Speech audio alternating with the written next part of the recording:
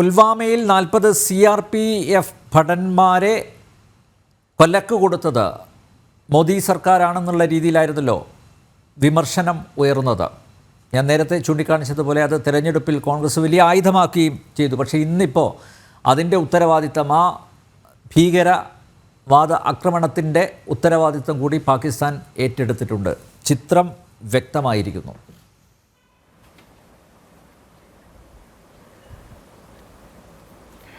ഇവിടെ ഈ വിമർശകരൊക്കെ വിസ്മരിക്കുന്ന ഒരു കാര്യം, നമ്മുടെ യുദ്ധം പാകിസ്ഥാനെതിരായിട്ടായിരുന്നില്ല.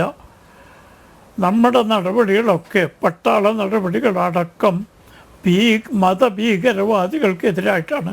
പക്ഷേ പാകിസ്ഥാൻ പട്ടാളത്തിൻ്റെ തലവൻ അടക്കം പറഞ്ഞത് ഇന്ത്യ ഹിന്ദുക്കളുടെ രാജ്യമാണ്, നമുക്കൊരിക്കലും ഹിന്ദുക്കളുമായി യോജിക്കാൻ കഴിയില്ല, അതുകൊണ്ട് അതിനെ നശിപ്പിക്കണം.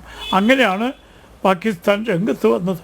യഥാർത്ഥത്തിൽ നമ്മുടെ പട്ടാളവും നമ്മുടെ CRPFും നമ്മുടെ BSFും എതിർത്ത് നശിപ്പിക്കാൻ ശ്രമിച്ചിരുന്നത് ഭീകര കേന്ദ്രങ്ങളെയാണ്. ആ ഭീകര കേന്ദ്രങ്ങൾ തന്നെയാണ് നശിപ്പിച്ചതും. പക്ഷേ അതിൻ്റെ കൂട്ടത്തിൽ ഭീകരർ ഉപയോഗിക്കാവുന്ന വിമാന സങ്കേതങ്ങൾ നശിപ്പിക്കേണ്ടത് അത്യാവശ്യമായതുകൊണ്ടാണ് ചെയ്തത്. അതുകൊണ്ട് എന്തുകൊണ്ട് നിർത്തി, എന്തുകൊണ്ട് മധ്യസ്ഥ, ഇതിനെന്ത് പ്രസക്തമുള്ളത്? ഏതെങ്കിലും ഇപ്പം കാശ്മീർ വിഷയത്തിലല്ല യുദ്ധമുണ്ടായത്, അതുകൊണ്ട് മധ്യസ്ഥ ചർച്ചയ്ക്ക് എന്ത് പ്രസക്തിയാണുള്ളത്?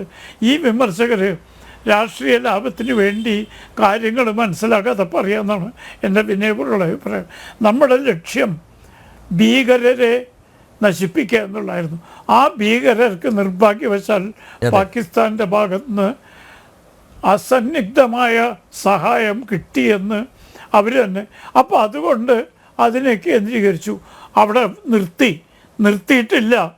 ഇനിയും ഭീകരർക്കെതിരായിട്ടുള്ള ഓപ്പറേഷൻസ് തുടരും എന്ന് വ്യക്തമായിട്ട് പറഞ്ഞിട്ടുണ്ട്.